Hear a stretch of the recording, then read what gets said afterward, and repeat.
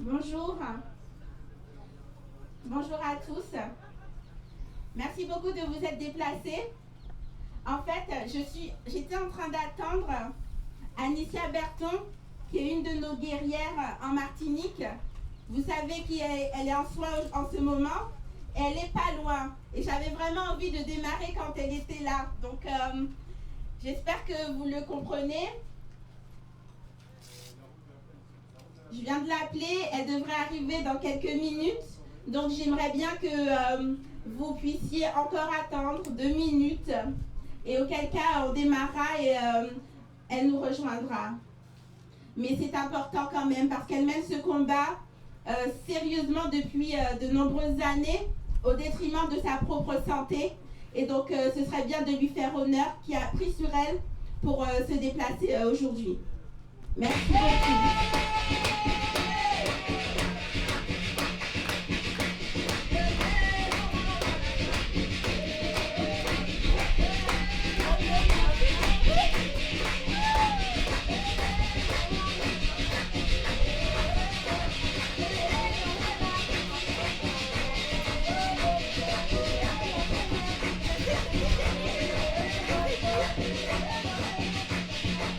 L'invité d'honneur est arrivé. Respect, Anicia. Respect.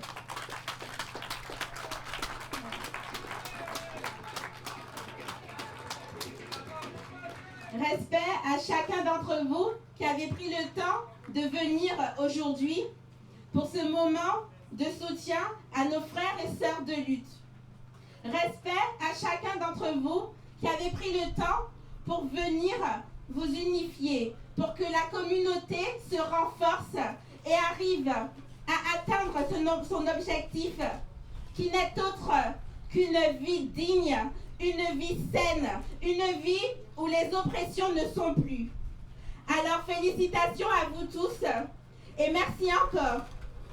Je suis Naïma du collectif Zéro chlordécone, Zéro Poison et j'anime la section parisienne avec d'autres acteurs de la société civile dont l'association à présent, le Cercle du Marronnage, le Mouvement international pour les réparations France, Hamzat Boukari, historien et militant panafricaniste, Malcolm Ferdinand, chercheur en sciences sociales, l'association Divine LGBTQI+, représentativité afro-caribéenne, avec Silla, militante décoloniale de la Réunion, Jérémy, activiste écologiste décoloniale,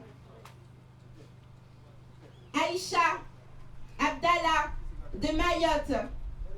Nous nous sommes rassemblés suite aux derniers événements, les dernières violences policières qui ont eu lieu dans chacun de nos pays, en particulier à la Martinique, où cette violence atteint un niveau extrême. Nous nous sommes dit, comment pouvons-nous agir concrètement? Comment pouvons-nous soutenir les nôtres et faire avancer la cause de nos peuples?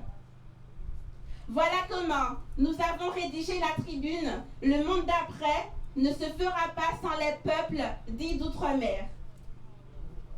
Voilà pourquoi nous vous avons rassemblés aujourd'hui et nous sommes parmi vous.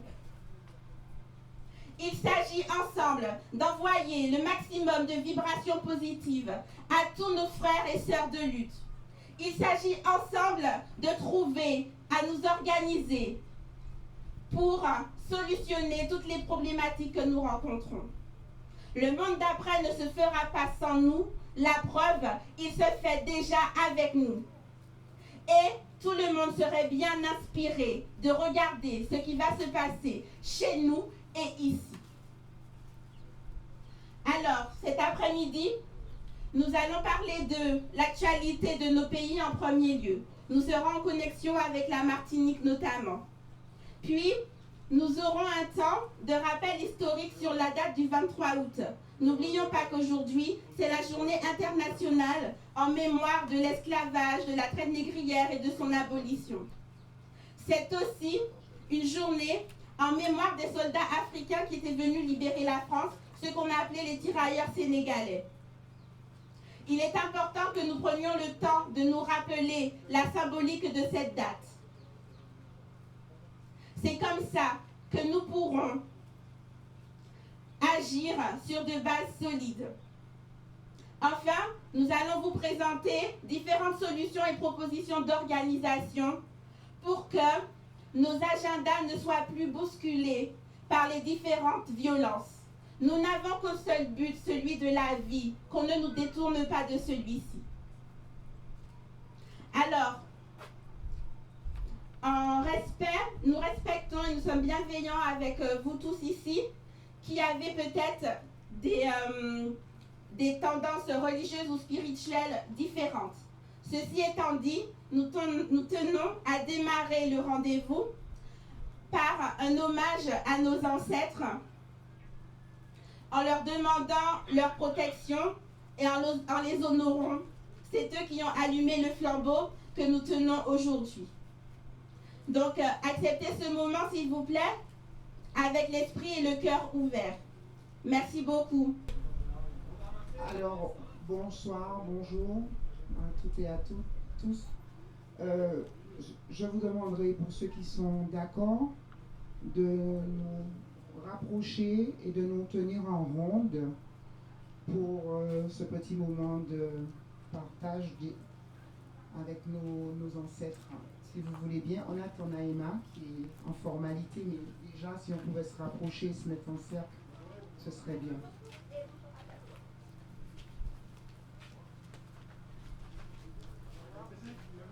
Nous blender, la galilende, il est inné, nous qu'à marcher, on les sentiments nous. Toi, comme moi et tout, on dit maman, nous m'en marcher, à la gadidalo, à la gadidalo, à la gadidalo, à la gadidalo. Alors vous m'excuserez, je suis timide, émue et c'est la première fois, donc je ferai de mon mieux. Pour vous rappeler tout d'abord que lors de la cérémonie de Bois Caïman qui a précédé la victoire du peuple haïtien, il semblerait que cette prière ait été prononcée. Le Dieu qui a créé la terre, qui a créé le soleil, qui nous donne la lumière, le Dieu qui détient les océans, qui assure le rugissement du tonnerre, Dieu qui a des oreilles pour entendre, toi qui es caché dans les nuages, qui nous montre d'où nous sommes. Tu vois que le blanc nous a fait souffrir. Le Dieu de l'homme blanc lui demande de commettre des crimes, mais le Dieu à l'intérieur de nous veut que nous fassions le bien. Notre Dieu qui est si bon, si juste, nous ordonne de nous venger de nos torts. C'est lui qui dirigera nos armes et nous apportera la victoire. C'est lui qui va nous aider. Nous devrions tous rejeter l'image du Dieu de l'homme blanc, qui est si impitoyable. Écoutez la voix de la liberté qui chante dans nos cœurs. Donc, sur ce modèle et sur le modèle d'autres de grands qui savent comment appeler nos ancêtres, j'ai écrit une petite prière pour nos amis militants en Martinique qui comparaissent le 27 devant le tribunal de l'injustice français. Je vous demande d'être avec moi dans ce moment de communion. Ô grands ancêtres que nous glorifions, c'est vous qui ferez libérer définitivement nos frères militants, Esaïe, Loulou, Denzel, Kezia, que le tribunal français a convoqué le 27 août 2020 pour les sanctionner afin d'enrayer la lutte qu'ils mènent avec d'autres pour dénoncer et faire réparer l'empoisonnement, ainsi que plus généralement pour le respect du peuple martiniquais. Nous vous demandons, avec une respectueuse insistance, de faire le nécessaire pour qu'ils sortent libres de ce tribunal colonial empreint d'injustice. Agissez, s'il vous plaît, pour que l'injustice dont ils font l'objet soit reconnue, afin qu'ils repartent libres et dignes pour continuer à vous honorer et poursuivre dignement leur mission. Confiant dans l'écoute que vous nous accorderez, nous vous remercions déjà pour votre intervention et nous vous faisons cette libation.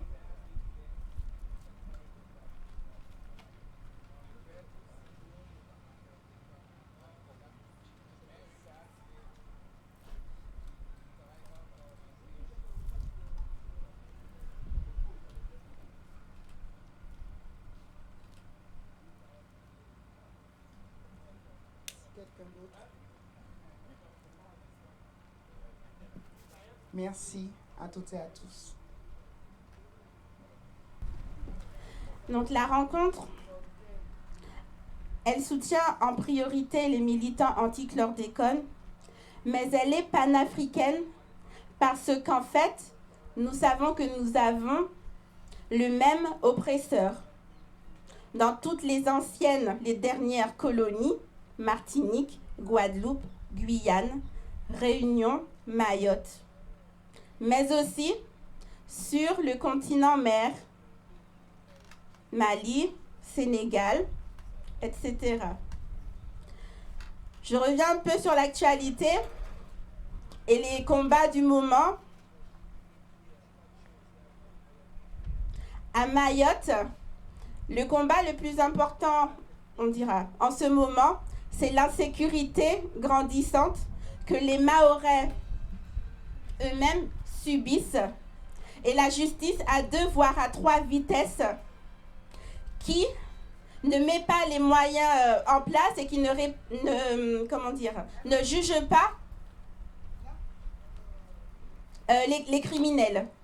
Donc Aïcha, qui n'a pas pu se déplacer aujourd'hui, qui nous soutient, a organisé une marche le 15 août sur Marseille pour soutenir les Mahorais. Elle a également fait une lettre ouverte adressée au nouveau ministre de la Justice pour qu'enfin des mesures concrètes soient prises et que la condescendance observée des représentants de l'État français à Mayotte cesse. Donc je vous encourage à consulter la page de Katari Lawson. N'oublions pas que nous sommes aussi ici pour nous soutenir et à certains moments, il faut appuyer tous ensemble au même endroit pour que ça avance. Donc Katari Lawson sur Facebook pour Mayotte. À La Réunion, il y a divers combats. Les dernières violences... Ah oui, excusez-moi, j'ai oublié de citer qu'un des militants persécutés à Mayotte, il s'appelle Ouseni. Donc nous pensons à lui aussi aujourd'hui. À La Réunion, il y a divers combats.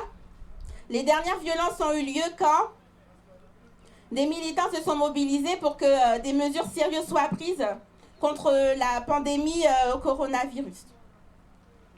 Donc ils ont encore récolté la répression. Ce qui est intéressant de noter à La Réunion, c'est qu'il y a plusieurs collectifs, dont un en particulier le QG Zazalé, qui fait des actions, des méthodes alternatives d'auto-organisation, un monde parallèle pour l'émancipation des Réunionnais. Nous les soutenons et je vous encourage aussi à consulter leur page.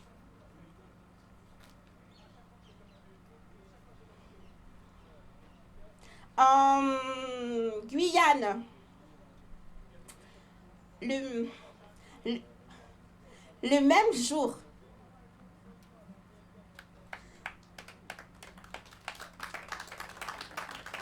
en Guyane, le même jour où les gendarmes ont ouvert le crâne de Kezia, le collectif Mayuri Santé Guyane était mobilisé à la préfecture de Guyane pour également obtenir des mesures sérieuses face à la pandémie au coronavirus. La répression s'est aussi exprimée ce jour-là, blessant Ivan et Olivier. Nous sommes avec eux aujourd'hui. En Guyane comme à La Réunion, la convergence fonctionne très bien. Le collectif Mayuri Santé réunit diverses organisations qui agissent ensemble. L'association Trop Violence en particulier, dont je porte le t-shirt aujourd'hui, a réussi à mobiliser en fait aussi toutes ces organisations et œuvre depuis avant, mais aussi depuis les événements de 2017 où des accords de Guyane ont été signés. Sans mesures concrètes jusqu'à ce jour. Je vous encourage également à rester vigilants à ce qui se passe en Guyane. En Guadeloupe, terre également empoisonnée comme la Martinique au chlordécone. Un pays où L'accès à l'eau potable n'existe pas en fait. Un pays où des associations se sont mobilisées depuis plusieurs années, dont M. Maran, sans résultat jusqu'à présent, notamment à cause aussi, car nous ne dénonçons pas que l'État, mais bien tous les corrompus, d'élus locaux qui n'accomplissent pas leur mission. Aujourd'hui, il y a un groupe d'action, Moon Guadeloupe, qui s'organise pour que les actions prioritaires se mettent en place afin d'approvisionner la population en eau potable le temps que les réseaux soient modernisés, réparés.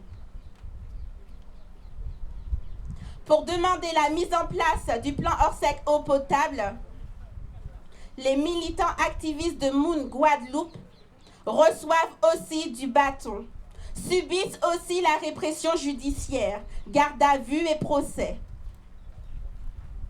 Nous les soutenons aujourd'hui.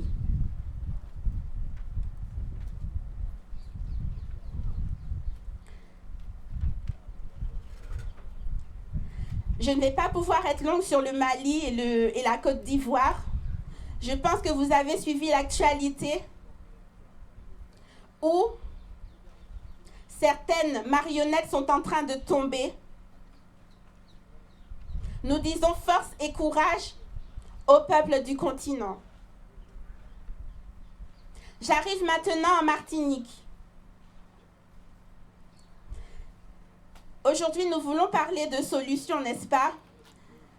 Nous voulons réparation pour l'empoisonnement au chlordécone.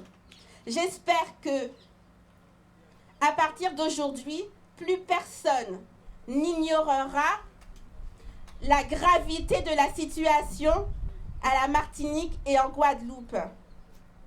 Qu'on n'ait plus à justifier pourquoi il est nécessaire de se mobiliser. Quand 92% en Martinique de la population est empoisonnée, 95% en Guadeloupe est empoisonnée, on ne devrait pas se poser la question. Quand les générations futures sont hypothéquées, qu'elles subissent des retards de développement, que les mères font des accouchements prématurés, on ne devrait pas se poser la question.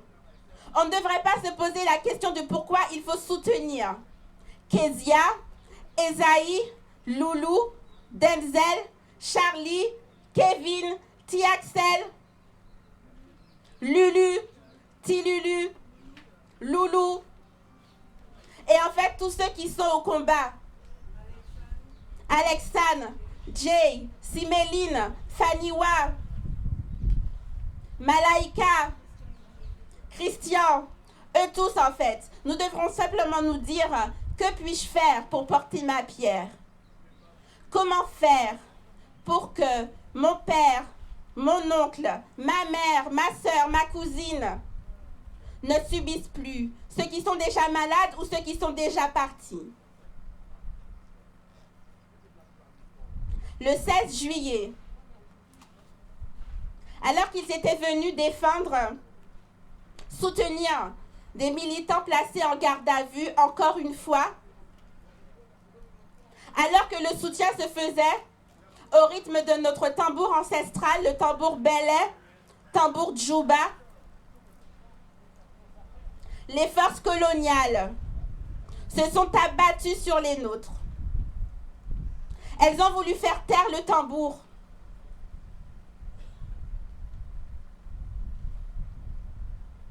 Elles s'en sont pris à Kezia, à 5. Kezia a reçu plus de 150 coups de matraque. Kezia a eu le crâne fracturé. Kezia a eu un nerf dans son œil crevé. On a refusé à Kezia les soins. On l'a trimballé du commissariat à l'hôpital, de l'hôpital au commissariat. On l'a privé de son avocat. Kezia a reçu des injures racistes. Ce qui veut dire que nous tous, avons reçu des injures racistes aussi ce jour-là. Des menaces de mort. Pourquoi?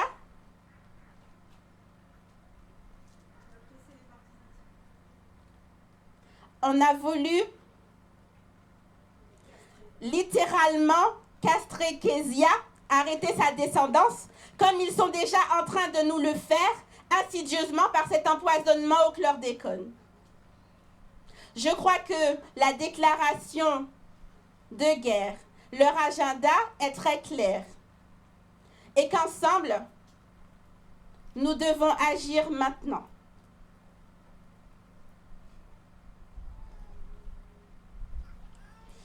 Alors, pour soutenir directement les camarades, il y a déjà ce que nous pouvons faire d'ici.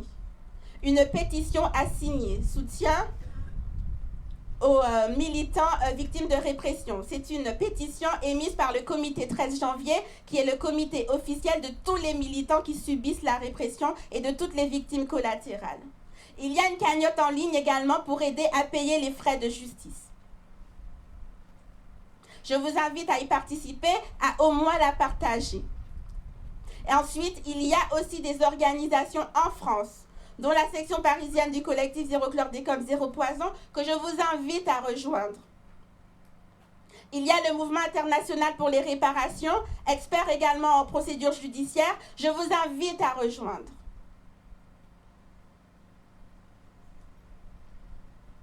Nous devons nous connecter avec la Martinique. Je regarde si ça passe avant de continuer. Merci.